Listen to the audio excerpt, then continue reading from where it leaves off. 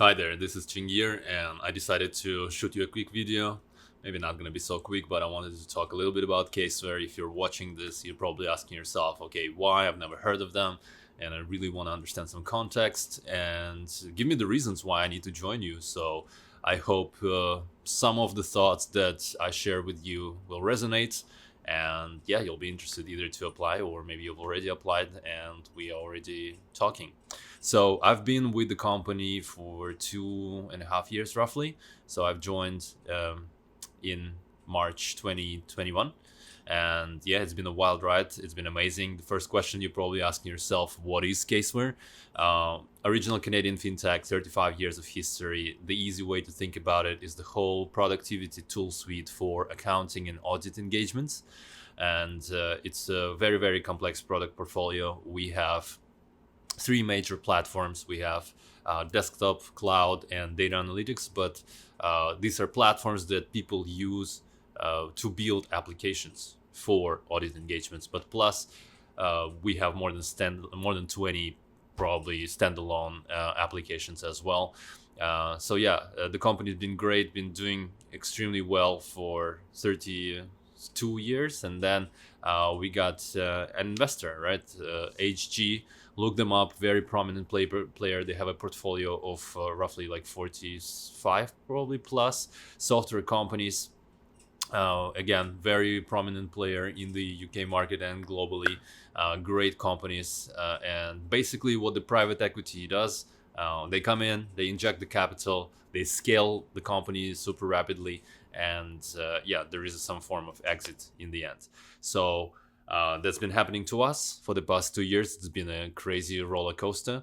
I would say, in terms of structure, right? It's your standard SaaS company. We have the executive leadership, we have finance, people operations, product marketing, commercial, and of course technology layer, which is developers and all the people that enable developers, technology operations, DevOps, cloud ops, and all that jazz.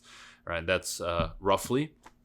But yeah, that could be your reason number one. It's the history. It's a very, very unique situation. You do not see many successful Canadian companies, but even a more rare beast is a fintech company that's successful. But that's exactly Caseware's story. The history is also very interesting because, on the one hand, you get this the whole story of 35 plus years of development, and at the same time, so basically a huge legacy. But at the same time, you are having kind of a 35 years old startup or scale up, which is in the constant build mode and rapid expansion, right? And that's, as I said, what's been happening to us in the past 2 years alone. We had 7 acquisitions, which is massive, massive accomplishment. Kudos to our corporate development team, right? But you can imagine how many moving parts is involved at the same time. They all of different complexity and different scale. Some of them like from 15, 25, 35 people, and some of them are 140 people plus acquisitions, right? That involves integration work, that involves realignment work, change management, lots of building. If this is, regardless of what's the function where you're at, right, you're gonna be touching this. And on the other hand, it is the global exposure. Whatever your work is, if you're from a graphic designer up to like a commercial person, right, your work is global. I myself have this blessed with this opportunity to be and to do global talent acquisition, hired people in Singapore, in UK, in the Netherlands, in Germany, in Romania, in Colombia. So that's been a fun run. So yeah, that's the legacy part. And as I said, it was a great run. What's another thing that's really, really cool about private equity is that, first of all, you need to have a strong investor, you need to have a strong backer, right? But it's a completely different dynamics from what you see with startups, with venture capital, right? From even people who bootstrap, right? People have money, people have cash, and normally they will give a lot of autonomy to our, and in this particular situation, to our executive leadership team, which are very experienced and they know what they're doing. They've been doing this before, and they give autonomy to run the company the way we think is the right way to do. and this is great. HG has been very very supportive in all the initiatives and everything we're doing, and yeah, I would say uh, out of the whole portfolio, we're probably a top tier company as well, right? Leadership. This is another reason. Again, I think like when you look at the business, the very important thing, if it's a startup, probably who are the founders, what can they do, but when you look at the leaders, it's the same thing, right? Where they've been before, what kind of businesses they've built, what's their experience, and what's the synergy there. Our CEO, Chief Commercial Officer, SVP of Sales, they come from the same organization. They've worked together before, very well glued team, and they've done this before as well, right? They've took the company and basically turned the whole ship around, make it very very profitable business, right? Our Chief Product Officer and VP of Corporate Development, they also worked together before. So overall, like this synergy, this alignment within the executive executive leadership team, it's very very important, and also it's very important to bring the best of the best. Also know how to steer the ship, right? I can probably speak about every leader in detail. It's going to be a separate video for each one of them, but love working with them. They absolutely know what they're doing. Like, and again, they're setting up the tone of what the excellence and performance should look like at the company. For people on the product, on the technology side, for everyone it's important, but for you especially, the complexity of product portfolio is extremely high. So if you look at even the major three platforms, desktop, cloud, and data analytics, desktop, Caseware was the first one to take the whole industry and go paperless, right? And right now we are in the position to move people to the cloud, right? This whole industry is very ready, right? Accounting and audit industry are very traditional, and the software that we provide and the platforms that we provide in a very customizable way, that allowing them to build their own applications, right? This is the great advantage. Again, desktop is the most mature product, right? This is the way they use the bleeding edge tech. Cloud is the future, right? Very very extensive platform, extremely complex. We have a team of probably 25 at the moment, around 25 people on the cloud operations team, those who are enabling the developers, DevOps and InfraOps.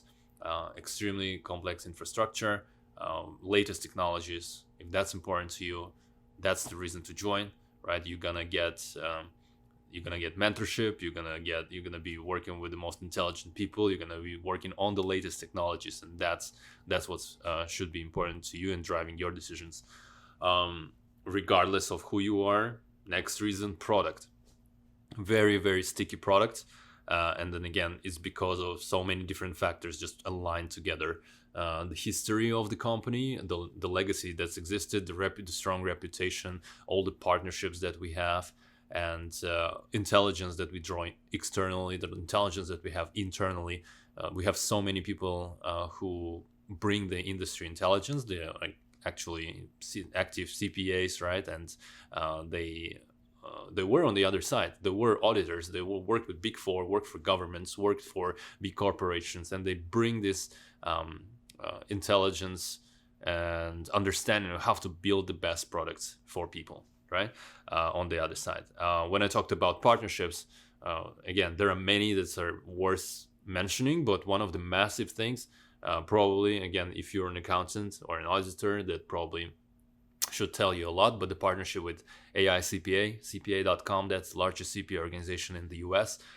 US is the billions and billions dollar markets, but for this particular partnership, it's very unique because we're not only having a business commercial partnership, but we're also developing software products together. So again, I'm not an auditor. I'm not going to be able to explain you in details, but something that's in development is called DAS.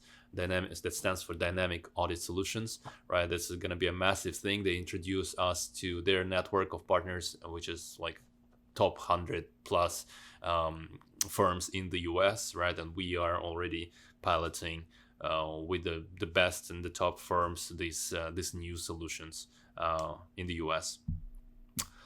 Next reason, financial health. again, you see what's happening on the market right now. At the time of speaking, July 2023, turbulent times for us in tech. But I'm not saying that we are absolutely immune to what's happening right now, and there is no company that is. But normally, these kind of software, accounting, audit software, doing better in this type of environment. And again, just because we perform at that level, and overall the nature of the business, it shows, right? A normal software SaaS company would be growing at probably like 7 to 9 to maybe 10% in revenue.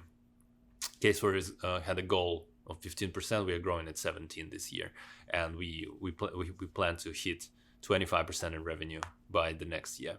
By 2025. 25 by 25. It's important for you to know that the company is doing well, that there is stability, there is financial health, right? And of course, all the other questions, right? Okay, how about my bonus, right? You do have these questions, of course. Impact. Again, this is what's important. I speak to a lot of talented people who want to transition from large organizations, and they say, hey, I've built my career, and I went to the title, and they always strive to get back to the smaller organization. And why is that the case? Because of the impact, because of the visibility, right? Like within these kind of medium-sized organizations, from like 500 to 1,000 plus, this is the organization where you have maximum visibility, where you can have maximum impact, when it's not too small, not too large, very nimble. But at the same time, it's always recognized as a reputation building opportunity, right? And my leader as well, right? He always used to say like, hey, you know what? After Caseware, you don't need a resume, right? People who you work with here, they're gonna come into the room before you and say like that you're the real deal and you're set for life. And yeah.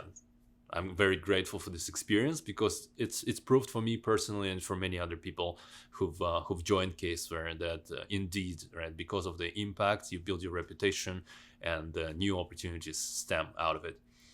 And which brings me probably into my last point, is people, right?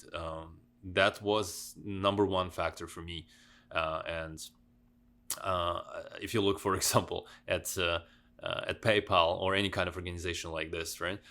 This is just a bunch of very, very smart people that came together, did their job, and right now look at them, they're all billionaires. And this is, I'm not sure if like money is your motivating factor, and probably shouldn't be, because if you're honest with yourself and you can ask yourself like, hey, or if I ask you during the interview and I ask you, well, when you delivered your best work, were you motivated by money?